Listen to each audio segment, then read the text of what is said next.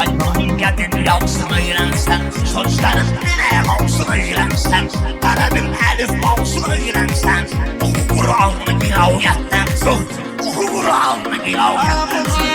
Xanadına ziyafət eləyərəm, neçə şairlərə qamət eləyərəm, mən neçəm özmə xəyanət eləyərəm, məni sən doxsa xəyanətdən çıx, məni sən doxsa xəyanətdən çıx. Eşki döyürsən əgər çaqqala dön, təbi mən teyqə qəlim düllala dön, çıxarım bir gözüm illət cala dön, sonra məhşərdə qiyamətdən çıx, sonra məhşərdə qiyamətdən çıx. Bunun ağzında qalıbdır şirəsi, üstünə bak tökülür dintiləsi, belədir qanlı yeri şirəsi, vardısa yox istiqamətdən çıx, hünərin var istiqamətdən çıx.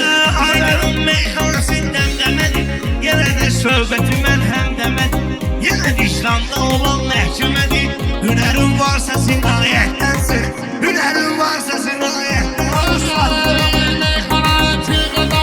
Göndərək orxana ağrımlı salaf, oluram dilxor olur o ki tamam, gəl bu toydan bu ziyafətdən çıx, gəl bu toydan bu ziyafətdən. Keçərəm mən sənə meydan dərsi, öyrənim gəl ədəb ərkan dərsi, təlim eləyim sənə irfan dərsi, mərifətdən ki həqiqətdən çıx, mərifətdən ki həqiqətdən çıx.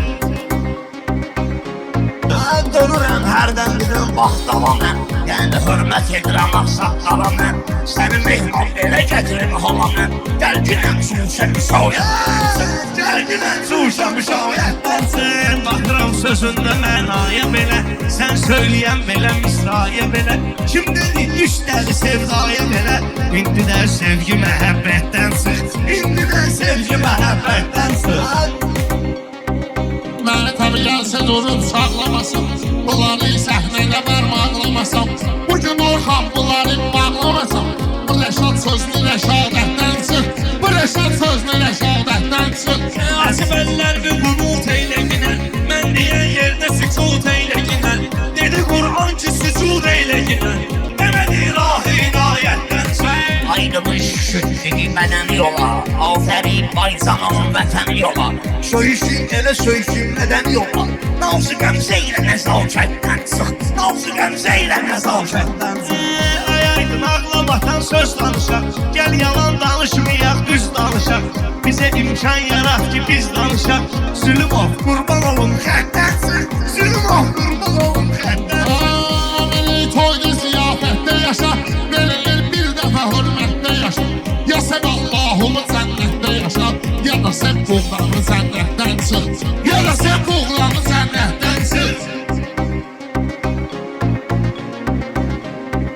Hafız Əliyə itaət eləginən, Nəcəfdə şimdi iqarət eləginən, Nəhçül bəlağı qirayət eləginən, o fəzahət, o bəlağətdən çıx, o bəlağət, o bəlağətdən çıx.